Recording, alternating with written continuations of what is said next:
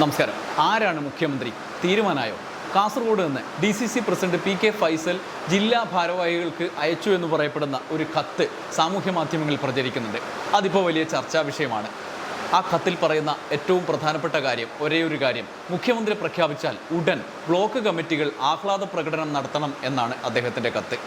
ഈ സാഹചര്യത്തിൽ ഈ കത്തിൻ്റെ പിന്നണിയിൽ എന്താണ്? ആ കത്ത് മുഖ്യമന്ത്രി പ്രഖ്യാപനത്തിലേക്ക് വിരൽ ചൂണ്ടുന്നുണ്ടോ എന്നൊക്കെ സംബന്ധിച്ച് രാഷ്ട്രീയ വ്യാഖ്യാനങ്ങൾ രാഷ്ട്രീയ അന്തരീക്ഷത്തിൽ വ്യാപകമായി നടക്കുകയാണ്. അതിലേറ്റവും പ്രധാനം, നിലവിൽ ഹൈക്കമാൻഡിന് മുന്നിൽ 3 നേതാക്കൾ, KC വേണുഗോപാൽ, VD സതീശൻ, രമേശ് ചെന്നിത്തല തുടങ്ങി 3 നേതാക്കളുമായി കൂടിക്കാഴ്ച നടത്തി അവരെ പിരിച്ചുവിട്ടതിന് ശേഷം ഇപ്പോൾ ഹൈക്കമാൻഡ് ഒരു പ്രധാന തീരുമാനത്തിലേക്ക് എത്തുകയാണ്. ആ തീരുമാനം എന്തായിരിക്കും എന്നതിലേക്കുള്ള സൂചനയാണ് ഈ കത്ത് എന്നതാണ് ഒരു വ്യാഖ്യാനം. അതിൻ്റെ അടിസ്ഥാനം എന്ന് പറയുന്നത്, നിലവിൽ VD സതീശനെ മുഖ്യമന്ത്രിയാക്കണം എന്നുള്ളൊരു ആഹ്വാനത്തിൻ്റെ ഭാഗമായി, ആക്കില്ലേ എന്ന സംശയത്തിൻ്റെ ഒക്കെ ഭാഗമായി വ്യാപകമായി പ്രകടനങ്ങൾ, ആവശ്യം ഉന്നയിച്ചുകൊണ്ടുള്ള പ്രതിഷേധങ്ങളൊക്കെ നടക്കുന്നുണ്ട്. ഡൽഹിയിൽ പോലും അത്തരത്തിലുള്ള കാര്യങ്ങൾ നടന്നത് നമ്മൾ കണ്ടു.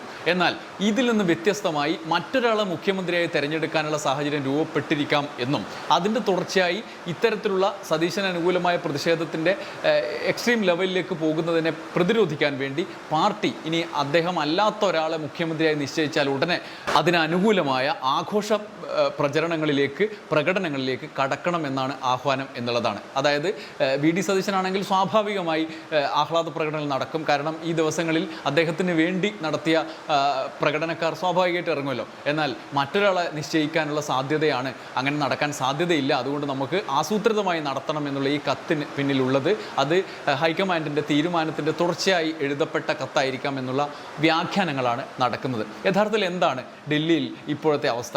VD സതീശനും KC വേണുഗോപാലും രമേശ് ചെന്നിത്തലയുമാണ് ഡൽഹിയിലേക്ക് ചർച്ചയ്ക്ക് വിളിപ്പിച്ചത്. VD സതീശൻ ഇവിടെ നിന്ന് അങ്ങോട്ട് പോയി, KC അവിടെ തന്നെയാണ്, ചെന്നിത്തലയും ഇവിടെ നിന്ന് അങ്ങോട്ട് പോയി. VD സതീശനെ മാത്രം പറഞ്ഞു വിട്ടു, ചെന്നിത്തല അവിടെ തന്നെ തുടരുകയാണ്. ഈ സാഹചര്യത്തിൽ ഊഹാപോഹങ്ങൾ വ്യാപകമായി നടക്കുന്നു. അതിലൊന്നാമത്തേത്, VD സതീശൻ തിരിച്ചു വന്നത്, VD സതീശന് പ്രതീക്ഷ ഇല്ല, അദ്ദേഹത്തോട് സംസാരിക്കാനില്ല, ഇനി ഒരു അന്തിമ തീരുമാനമാണ് വരാൻ പോകുന്നത് എന്നുള്ളതിൻ്റെ അടിസ്ഥാനത്തിലാണ് VD സതീശൻ ഡൽഹിയിൽ നിന്ന് തിരിച്ചു വന്നത് എന്നുള്ളതാണ് ഒന്നാമത്തേത്.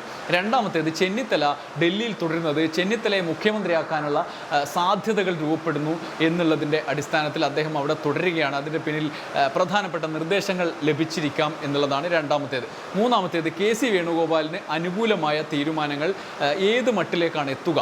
കടുത്ത പ്രതിഷേധം കേരളത്തിൽ നടക്കുകയാണ്. അതിൻ്റെ തുടർച്ചയായിട്ട് VD സതീശനെ അനുകൂലമായ പ്രകടനങ്ങളൊക്കെ നടക്കുന്നുണ്ട്. അത് ഒരു പരിധിവരെ സ്വാഭാവികമായി വരുന്നത് തന്നെയാണ് എന്നുള്ള വിവരങ്ങൾ ഹൈക്കമാൻഡിൻ്റെ മുമ്പിലുണ്ട്. അത്തരത്തിൽ അദ്ദേഹത്തിൻ്റെ മാറ്റി നിർത്തൽ വലിയ പ്രത്യാഘാതങ്ങൾ ഉണ്ടാക്കാം. അത് സംബന്ധിച്ച് KC വേണുഗോപാലിൻ്റെ സാധ്യത മങ്ങുന്നുണ്ടോ എന്നുള്ളതാണ് മൂന്നാമത്തെ കാര്യം.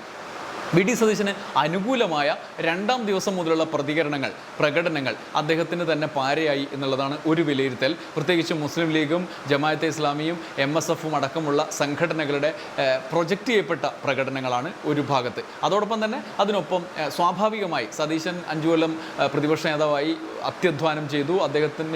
അദ്ദേഹത്തിൻ്റെതായ വലിയ ആരാധക വൃന്ദത്തെ, രാഷ്ട്രീയമായി അണികളെ രൂപപ്പെടുത്തിയെടുത്തു. ഗ്രൂപ്പ് വളർത്തിയില്ല എന്നുള്ള വസ്തുത അവിടെയുണ്ട്. നേതാക്കളായി കാര്യമായി അണികളില്ല, MLA മാരൊന്നും പിന്തുണക്കില്ല എന്നൊക്കെയുള്ള വസ്തുത അവിടെ ഉണ്ടെങ്കിലും അദ്ദേഹത്തിൻ്റെതായ അണികൾ രൂപപ്പെട്ടു.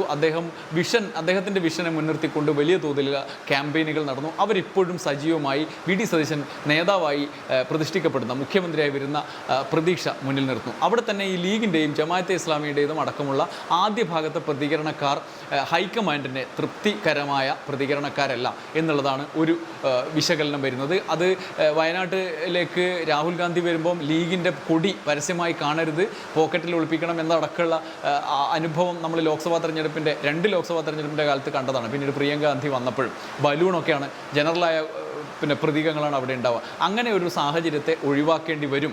അത് VD സതീശന് മുഖ്യമന്ത്രി സ്ഥാനം കൊടുത്താൽ ഇപ്പോൾ വലിയ തോതിൽ സംഘപരിവാർ ആഖ്യാനങ്ങൾ വരുന്നുണ്ട്. VD സതീശന് വേണ്ടി ഇങ്ങനെ ചില ആഖ്യാനങ്ങൾ, അതായത് മുസ്ലിം ഫണ്ടമെൻ്റലിസ്റ്റുകൾ VD സതീശന് വരുന്നു എന്നൊക്കെയുള്ള വലിയ വിദ്വേഷ പ്രചരണങ്ങൾ അടക്കം ഒരു ഭാഗത്ത് വരുന്നുണ്ട്. അതുകൊണ്ട് സതീശനെ ഹൈക്കമാൻഡ് അങ്ങനെ സ്വീകരിച്ചാൽ ഈ ഒരു ഡാമേജ് ദേശീയ തലത്തിൽ BJP മുദ്രാവാക്യമാക്കി ഉയർത്തും. അവരുടെ ചൊൽപ്പടിക്ക് നിൽക്കുന്ന ഒരാളെ മുഖ്യമന്ത്രിയാക്കി എന്നുള്ള വ്യാജ പ്രചരണം അവരെ ഭീതിപ്പെടുത്തുന്നുണ്ട് എന്നുള്ള ഒരു നിരീക്ഷണമാണ് വരുന്നത്. അതുകൊണ്ട് തന്നെ അടുത്ത ഓപ്ഷൻ എന്നുള്ളതാണ് മറ്റൊരു കാര്യം. ഇനി കെ സി വേണുഗോപാലാണ് ഒന്നാമത്തെ ഒക്കെ ഓപ്ഷൻ വരിക. പക്ഷേ കെ സി വേണുഗോപാലിന് ഈ ഒരു പ്രതിസന്ധി, സതീശനുള്ള ജനകീയത ഒരു സൈഡിൽ പ്രകടനങ്ങളായൊക്കെ വരുന്നതിൻ്റെ ഒരു പ്രതിസന്ധിയുണ്ട്. അങ്ങനെ സതീശനെ ഒഴിവാക്കി ഇനി കെ സിയെ മുഖ്യമന്ത്രിയാക്കിയാൽ കെ സി വേണുഗോപാൽ പിന്നീട് നിയമസഭയിലേക്ക് മത്സരിക്കണം, ലോക്സഭ രാജിവെച്ച് അവിടെ മത്സരിക്കണം. ഇത് ഏത് മട്ടിലാണ് കെ സി വേണുഗോപാലിനെ ബാധിക്കുക എന്നുള്ളത് പറയാൻ കഴിയാത്തൊരവസ്ഥയുണ്ട് എന്നുള്ളതാണ് ഒരു നിരീക്ഷണം. അതിൻ്റെ അടിസ്ഥാനത്തിൽ കെ സി വേണുഗോപാലിനെ തോൽപ്പിക്കാനുള്ള ആസൂത്രിതമായ നീക്കം വരെ ഉണ്ടായേക്കാം. ഒരുപക്ഷെ മുഖ്യമന്ത്രിയൊക്കെ ആകുമ്പോൾ അങ്ങനെയുള്ള ഒരു മാസ് വോട്ടിംഗ് നടക്കും. അത് പാർട്ടിക്കാരനെ ചെയ്യണമെന്നില്ല. ഇനി മറ്റു രീതിയിൽ ഇപ്പോൾ ആലപ്പുഴയൊക്കെ ആകുമ്പോൾ ഇടതുപക്ഷത്ത് നിന്നടക്കം വോട്ട് അദ്ദേഹത്തിന് ലഭിച്ചേക്കാം എന്നൊക്കെയുള്ള പ്രതീക്ഷകളുണ്ട്. അദ്ദേഹത്തിൻ്റെ ചില അനുയായികൾ പ്രതീക്ഷിക്കുന്ന പോലെ അങ്ങനെ അദ്ദേഹം വോട്ട് ശേഖരിക്കാനുള്ള ഒരു ഇലക്ഷൻ എഞ്ചിനീയറിംഗിൻ്റെ ഉസ്താദാണ് കെ സി വേണുഗോപാൽ. അദ്ദേഹം അങ്ങനെ ജയിച്ചു പോയേക്കാം എന്നൊക്കെയുള്ള നിരീക്ഷണങ്ങളൊക്കെ ഉണ്ടെങ്കിലും ഇങ്ങനൊരു അപകടം ഉണ്ട്. നേരത്തെ നമുക്കറിയാം, മുമ്പ് കെ മുരളീധരൻ വൈദ്യുതി മന്ത്രിയായിരുന്ന കാലത്ത് അവിടെ വടക്കഞ്ചേരിയിൽ തോൽപ്പിച്ച കാര്യം നമുക്കറിയാം. അങ്ങനെയുള്ള അനുഭവങ്ങളൊക്കെ ഉണ്ട്. പക്ഷേ എ കെ ആന്റണി അടക്കം മുഖ്യമന്ത്രി ആയിട്ടുമുണ്ട്. അത് മറ്റൊരു സാഹചര്യമാണ്. അന്നത്തെ പോലെയല്ല ഇന്നുള്ളത്. ജനകീയമായി വലിയ തോതിൽ വി ഡി സതീശന് വേണ്ടി ഒരു വിഭാഗം സംഘടിച്ച് കെ സി വേണുഗോപാലിനെ തോൽപ്പിക്കുമെന്നുള്ള ആശങ്കയുണ്ട്. അതിൻ്റെ കൂടി അടിസ്ഥാനത്തിൽ കെ സി വേണുഗോപാൽ ഈ ദിവസങ്ങളിൽ മുസ്ലിം ലീഗ് നേതൃത്വവുമായി വലിയ തോതിലുള്ള ചർച്ചയിൽ, വിവിധ തട്ടിലുള്ള ചർച്ചയിൽ ഏർപ്പെട്ടിരിക്കുകയാണ് എന്നുള്ള ഒരു റിപ്പോർട്ടാണ് ഡൽഹിയിൽ നിന്ന് നമുക്ക് മുന്നിലേക്ക് വരുന്നത്. മുസ്ലിം ലീഗിനെ കെ സി വേണുഗോപാലിനെ അനുകൂലമാക്കി മാറ്റുക. ഇന്നും നാളെയും സമയമുണ്ട്. അതിനനുസരിച്ചിട്ടുള്ള ഒരു ഡിസിഷൻ എടുക്കുന്നതിലേക്ക്, പിന്നീട് ദുഃഖിക്കേണ്ടി വരാത്ത വിധം ഡിസിഷൻ എടുക്കുന്നതിലേക്ക് ലീഗിനെ കൂടി അനുനയിപ്പിക്കുക എന്നുള്ളതാണ് ഒരു കാര്യം. ലീഗ് ഇല്ലെങ്കിലും ഇപ്പോൾ വലിയ ദോഷമില്ല എന്നുള്ള അവസ്ഥ കൂടിയുണ്ട്. അതുകൊണ്ട് ലീഗിൻ്റെ ബാർഗെയിനിങ് പവർ എത്രത്തോളം ഉണ്ടാകും എന്നത് സംബന്ധിച്ച് ഒരു ധാരണ കെ സി വേണുഗോപാലിനും ഉണ്ട് എന്നുള്ള വസ്തുതയുണ്ട്. അതുകൊണ്ട് അങ്ങനെ ഒരു ചർച്ച കൂടി നടക്കുന്നുണ്ട്. ഇതിനൊക്കെ അപ്പുറത്താണ് ജയിച്ചു വരിക എന്നുള്ളത്. 2 സീറ്റാണ് അവിടെ വരിക. വലിയ പേരുദോഷം ഉണ്ടാവും, എന്തെങ്കിലും അപകടം സംഭവിച്ചാൽ. ഇല്ലെങ്കിലും പേരുദോഷം ഉണ്ടാവും. ഇത്രയും ചെലവിട്ട് തെരഞ്ഞെടുപ്പ് നടത്തുന്ന ഉപതെരഞ്ഞെടുപ്പ് എന്തിനാ എന്നൊക്കെയുള്ള ചോദ്യങ്ങൾ തന്നെ വലിയ പ്രശ്നം ഉണ്ടാക്കുന്ന ഘട്ടത്തിൽ ഇങ്ങനെ ഒരു അനാവശ്യമായൊരു ചെലവിലേക്ക്, തെരഞ്ഞെടുപ്പിലേക്ക് നടക്കുമ്പോൾ ഈ ഘട്ടത്തിലാണ് രമേശ് ചെന്നിത്തല സമവായ നിർദ്ദേശമായിട്ട് മുന്നിലേക്ക് വരുന്നത് എന്നാണ് ഇപ്പോഴുള്ള ഒരു വിശകലനം വരുന്നത്. ഡൽഹിയിൽ നിന്ന് അത്തരത്തിലുള്ള ആലോചനകൾ നടക്കുന്നു എന്നുള്ള റിപ്പോർട്ടുകൾ അതിൻ്റെ അടിസ്ഥാനത്തിലാണ് വരുന്നത്.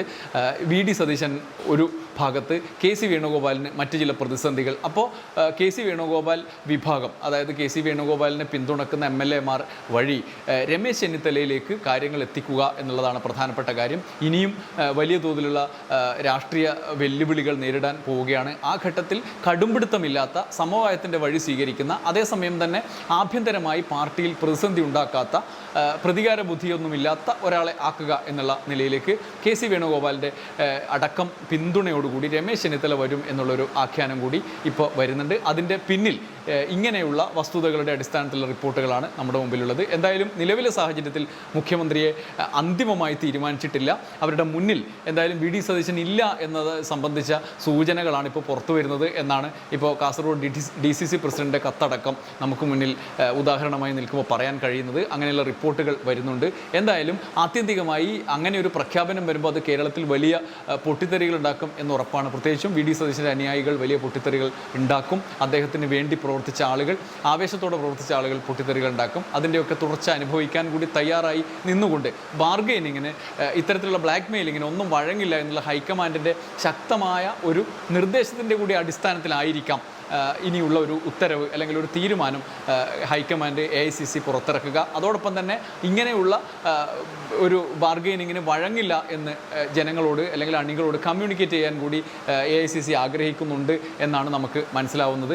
ഈ സാഹചര്യത്തിൽ അത്തരത്തിലുള്ള ഒരു പ്രതീക്ഷ പാർട്ടിക്ക് 2 ദിവസത്തിനകം എല്ലാം തണുക്കും. പിന്നീട് വരുന്ന തീരുമാനം അംഗീകരിക്കും. വളരെ വേഗം സത്യപ്രതിജ്ഞ നടക്കും, സർക്കാർ രൂപീകരിക്കപ്പെടും, പിന്നീടെല്ലാം പഴയ മട്ടിലാകും എന്നുള്ള പ്രതീക്ഷ ഹൈക്കമാൻഡിനുണ്ട്. അതുകൊണ്ട് ആകാംക്ഷ ഇപ്പോഴും നിലനിൽക്കുകയാണ്. ആരാണ് മുഖ്യമന്ത്രി എന്നത് സംബന്ധിച്ച പല രീതിയിൽ നമ്മൾ ഇത്രയും നേരം സംസാരിച്ചതുപോലെയുള്ള വിശകലനങ്ങളും ഒരു ഭാഗത്ത് നടക്കുന്നു. നമുക്ക് കാത്തിരുന്ന് കാണാം. നാളെ കഴിഞ്ഞ് മുഖ്യമന്ത്രി പ്രഖ്യാപനത്തിലേക്ക് AICC കടക്കും എന്നാണ് റിപ്പോർട്ടുകൾ. നമുക്ക് കാത്തിരിക്കാം. നന്ദി, നമസ്കാരം.